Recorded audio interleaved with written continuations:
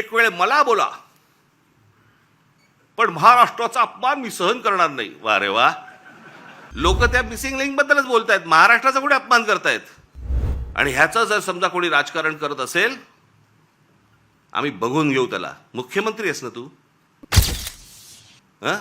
बघून घेऊ. आणि आता मी भाडेके टट्टू हे माझं वाक्य परत घेतो आणि त्याला सुसंस्कृतपणे भाटक गदर्भ म्हणतो. भाडेके टट्टू नाही, भाटक गदर्भ. आणि जर कोणाला समजलं नसेल तर मग सुपारीबाज. आणि आमचे मिमिक्री आर्टिस्ट मला म्हणायला लागले हिंदीत का बोलले. पूर्ण भाषण मी मराठीतच केलं.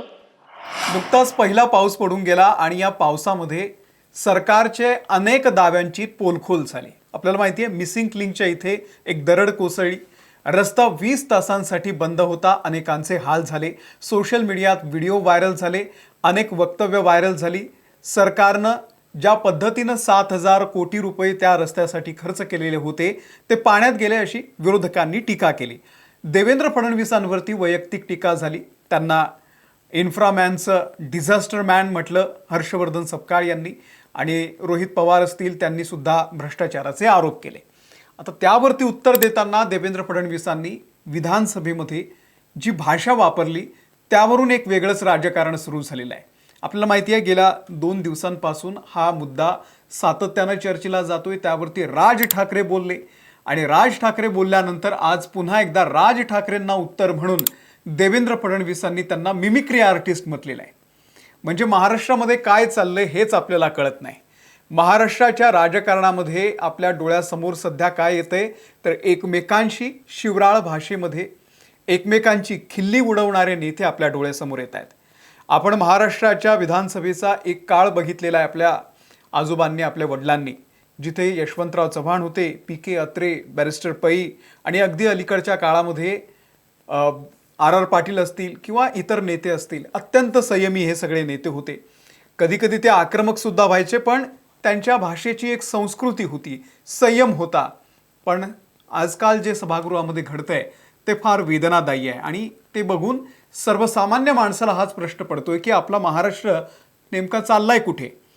मुंबई पुणे एक्सप्रेसवेवरच्या मिसिंग लिंकचा हा जो मुद्दा आहे तो सभागृहामध्ये अशा पद्धतीनं चर्चेला गेला की त्यावरून गेल्या 3 दिवसांपासून जोरदार टीका सुरू आहे सोशल मीडियात. मग आता लोक देवेंद्र फडणवीस यांनी जे भाडेके टट्टू म्हटलेलं आहे, जे सोशल मीडियावरती बोलतात त्यांना, तर सोशल मीडियातल्या अनेक लोकांनी मग त्यावरती सुद्धा टीका केलेली आहे की तुमचं काही चुकत असेल, सरकारची काही नीती चुकत असेल तर तुम्हाला बोलायचं पण नाहीये का. म्हणजे तुमच्या विरोधात बोलणारे सगळे देशद्रोही, अशा पद्धतीचा तुमचा अजेंडा आहे का, यावरती सुद्धा टीका होती आहे. त्यामुळे देवेंद्र फडणवीस हे नेमकं काय म्हणालेले होते ते मी तुम्हाला नीट व्यवस्थित सगळं सांगतोच.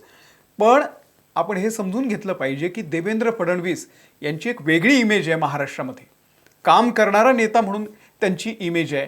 आणि अशा वेळी त्यांची भाषणं खरं तर खूप अभ्यासू असतात.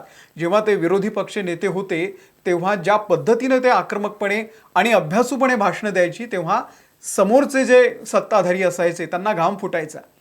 तेच देवेंद्र फडणवीस आज त्यांची भाषा अशी इतकी खालची का झालेली आहे, ते त्यांचं संयम का सुटलेला आहे ते कळायला मार्ग नाही आहे. आणि या सगळ्याविषयी आपण या आजच्या व्हिडिओमध्ये बोलूयात. देवेंद्र फडणवीस परवा नेमकं काय म्हणाले होते, त्यावरती राज ठाकरे नेमकं काय म्हणाले, आणि राज ठाकरेंना उत्तर म्हणून आज देवेंद्र फडणवीस यांनी पुन्हा एकदा त्यांना सुपारीबाज म्हटलेलं आहे. आता हे सगळं चालूच राहणार आहे. तर जरा नीट समजून घेऊयात महाराष्ट्राच्या राजकारणामध्ये नेमकं काय चाललंय. नमस्कार, मी अमोल किनोळकर, आपण पाहत आहात महाराष्ट्र टाइम्स ऑनलाईन. तर मुद्दा थोडक्यात आपल्या सगळ्यांना माहिती आहे, गेले 4-5 दिवस जोरदार पाऊस सुरू होता. आता पाऊस बऱ्यापैकी सगळीकडे उघडलेला आहे.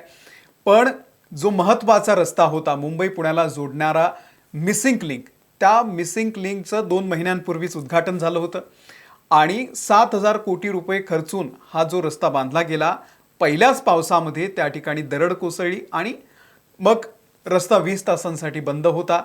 जे व्हिडिओ व्हायरल झाले त्या व्हिडिओमधून सरकारच्या या सगळ्या प्रकल्पाविषयी, त्यात झालेल्या कथित भ्रष्टाचाराविषयी सुद्धा टीका झाली. आणि या सगळ्या टीका सुरू असताना देवेंद्र फडणवीसांनी मग सभागृहामध्ये भाषण केलं आणि त्या ज्या टीका सोशल मीडियातून केल्या जात होत्या त्याला उत्तर दिलं आणि त्यावेळी त्यांनी जे शब्द वापरले त्यावरती आक्षेप होतोय. ते काय म्हणाले, अर्थात ते हिंदीमध्ये बोलले, त्यावरती सुद्धा मग राज ठाकरेंनी नंतर की म्हटलेलं आहे की बाबा तुम्ही जर महाराष्ट्राचे मुख्यमंत्री आहात, तुमच्या समोर बसलेले आमदार जर मराठी आहे, तुम्ही हिंदीत का बोलतायत. तर ते हिंदीत जे बोलले ते मी तुम्हाला मराठीमध्ये सांगतो. ते म्हणाले की ज्यांना कुत्रा विचारत नाही ते आज सोशल मीडियावरती येऊन सगळ्यांना शिव्या देत आहेत. असे भाड्याचे टट्टू मिसिंग लिंक बाबत पैसे घेऊन सोशल मीडियावरती लिहित होते. या सगळ्यांना मी एकच सांगतो, महाराष्ट्राचा अपमान कराल तर सोडणार नाही. हे देवेंद्र फडणवीस यांचं वक्तव्य होतं की महाराष्ट्राचा अपमान कराल तर सोडणार नाही. एक वेळ मला बोला, मी शिव्या प्रूफ आहे, पण महाराष्ट्राचा अपमान सहन करणार नाही, असं देवेंद्र फडणवीस म्हणाले. आता यावरती दुसऱ्या दिवशी राज ठाकरे यांची सभा होती. राज ठाकरे म्हणाले की मिसिंग लिंक संदर्भात जर तुम्हाला जनता प्रश्न विचारत असेल तर यामध्ये महाराष्ट्राचा अपमान कसा काय. केंद्र सरकार विरोधात बोललं तर देशविरोधी ठरवलं जातं, मिसिंग लिंक बद्दल बोललं तर महाराष्ट्राचा अपमान होतो. मग लोकांनी तुम्हाला प्रश्नच विचारायचे नाहीये का, असं राज ठाकरे यांनी देवेंद्र फडणवीस यांना म्हटलेलं आहे. आणि त्यानंतर त्यांनी म्हटलंय की म्हणजे देवेंद्र फडणवीस यांनी सभागृहामध्ये सांगितलं होतं की मिसिंग लिंकचं उत्तम दर्जाचं बांधकाम आहे, यावरून जे राजकारण करतायत त्यांना बघून घेऊ. मग बघून घेऊ हा जो शब्द आहे त्यावरती राज ठाकरे म्हणाले की तुम्ही राज्याचे मुख्यमंत्री आहात ना. अर्थात ते एकेरी बोलले. राज ठाकरे बोलताना हे एकेरी बोलले. ते म्हणाले की अरे तू मुख्यमंत्री आहेस ना, बघून घेऊ काय, ही भाषा जी आहे ती नेमकी कुठून येते, अशा पद्धतीचा आशय राज ठाकरे यांच्या बोलण्याचा होता. तर मिसिंग लिंकच्या संदर्भामध्ये प्रश्न विचारणं म्हणजे महाराष्ट्राचा अपमान आहे हे कसं काय. तर ते आज देवेंद्र फडणवीस सभागृहामध्ये सांगत होते की कनेक्टिंग लिंकच्या संदर्भात 7,000 पाण्यात गेले हा माझा अपमान नाही, पण महाराष्ट्राचा अपमान आहे. खोट्या बातम्या पेरणं, त्या पसरवणं हा महाराष्ट्राचाच अपमान आहे, असं म्हणत देवेंद्र फडणवीस यांनी विरोधकांकडून होत असलेल्या टीकेला उत्तर दिलं. तसंच मिमिक्री आर्टिस्ट म्हणत मनसे प्रमुख राज ठाकरे यांच्यावर देखील त्यांनी पलटवार केला. मी हिंदीत बोललो, भाडेके टट्टू म्हटल्यावरती काहींना दुःख झालं, त्यामुळे मी त्याचा जाऊन अभ्यास केला. भाडेके टट्टूचा या शब्दाचा संस्कृतमध्ये अर्थ असा होतो की भाटक गदर्भ. तरीही कोणाला समजलेले नसेल तर सुपारीबाज, असं म्हणत देवेंद्र फडणवीस यांनी नाव न घेता राज ठाकरे यांच्यावरती टीका केलेली आहे. सुपारीबाज हा शब्द आपल्याला माहिती आहे, बरेचदा सोशल मीडियातून कोणाविषयी वापरला जातो. मी काही सुपारीबाजांबद्दल बोललो होतो. मी तर टोपी फेकली होती, पण अनेकांना का लागलं मला समजलं नाही. मी एक वाक्य हिंदीत बोललो, ज्यांना समजायला पाहिजे त्यांच्यासाठी बोललो, पण दुसऱ्यालाच मिरची लागली. पण आमचे मिमिक्री आर्टिस्ट म्हणाले हिंदीत का बोलले. ते आमचे मित्र आहेत, मित्र असल्यामुळे राजकारणात आम्हाला त्यांच्यापासून धोका नाही आहे. हे अशा पद्धतीचं राजकारण महाराष्ट्राने कधीही बघितलेलं नव्हतं. जर काही महाराष्ट्रात चुकीचं घडत असेल तर लोक त्यावरती बोलणारच आहे. लोक मॅनहोलमध्ये पडून वाहून जात आहेत, शाळेच्या बसवरती झाड पडतंय, पुढे काय होतंय त्या मुलाचं आपल्या सगळ्यांना माहिती आहे. चालणं सुद्धा रस्त्यावरून ते सुद्धा सुरक्षित राहिलेलं नाही आहे. तर अशा परिस्थितीमध्ये लोक तुमच्यावरती बोलतील, होणाऱ्या भ्रष्टाचाराविषयी बोलतील, पण तुम्हाला ते ऐकून घेणं सुद्धा गरजेचं आहे. आणि तुम्ही ज्या पद्धतीनं विरोधकांना ज्या भाषेमध्ये उत्तर देतायत ते मात्र समजण्याच्या पलीकडचं आहे. देवेंद्र फडणवीस यांना एक संयमी नेता म्हणून आजपर्यंत ओळखलं जायचं, पण ज्या पद्धतीची भाषा ते आजकाल वापरतायत त्यावरून लोकांमध्ये टीका आहे. अतिशय मोठमोठे पत्रकार, राजकीय विश्लेषक सुद्धा यावरती बोलतायत. जर एखादा प्रकल्प हा जर बदनाम होत असेल तर ती त्या राज्याची बदनामी असते. राज्याची कशी बदनामी असेल, त्याला संबंधित असलेल्या अधिकाऱ्यांची, त्या संबंधित खात्याची, मंत्र्याची आणि पर्यायानं राज्याच्या प्रमुखाची ही जबाबदारी आहे. त्यामुळे ही राज्याची बदनामी नाही आहे.